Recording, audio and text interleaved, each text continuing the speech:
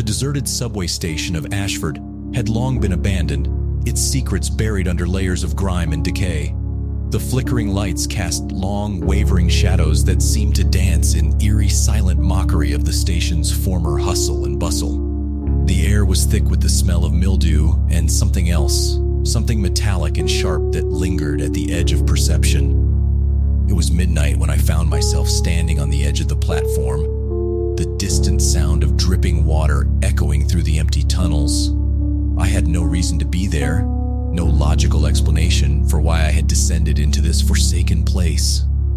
But something had drawn me, an unshakable compulsion that I couldn't ignore.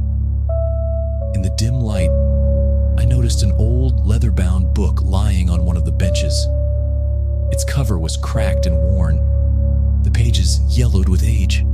It seemed out of place, a relic of a time long past, and yet it called to me. I reached out and picked it up, the leather cool and smooth against my fingertips.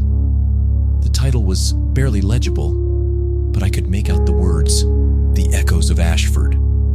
As I flipped through the brittle pages, I felt a chill run down my spine. The book was filled with stories, accounts of strange occurrences and unexplained disappearances, all centered around Ashford Station. Each tale was more horrifying than the last, filled with details of shadows that moved on their own, disembodied whispers, and the unsettling feeling of being watched. I was so engrossed in the book that I didn't notice the figure at the far end of the platform until it was too late. At first, it was just a shadow, barely visible in the flickering light, but as I stared, it became more defined, a tall, gaunt figure with hollow eyes that seemed to bore into my soul. Fear gripped me and I tried to move, but my legs felt like lead. The figure began to approach, its movement slow and deliberate, each step echoing through the empty station like a death knell. As it drew closer, I could see its face, pale and gaunt, with eyes that glowed with a malevolent light.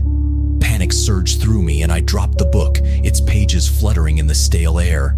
I turned to run, but the figure was suddenly in front of me, blocking my path.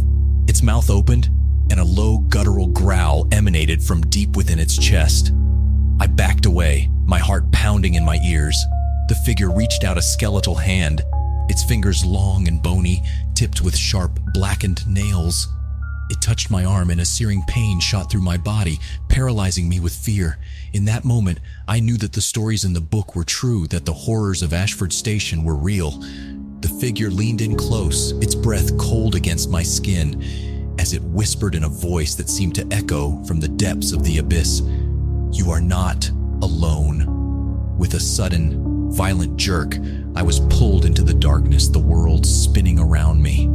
The last thing I heard before everything went black was the sound of my own screams, echoing through the empty station. When I awoke, I was back on the platform, the book lying beside me. The station was silent, the light still flickering. I scrambled to my feet and ran, not stopping until I was back above ground, the fresh air filling my lungs. But the feeling of being watched never left me.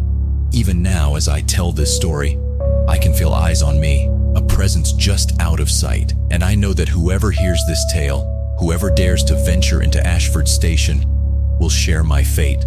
As you listen, remember this: you are not alone. Even now, something is watching you, waiting for the moment when you let your guard down. And when you do, it will be there, ready to pull you into the darkness just as it did to me. So, be careful, and whatever you do, don't go to Ashford Station at midnight, because if you do, you may never come back.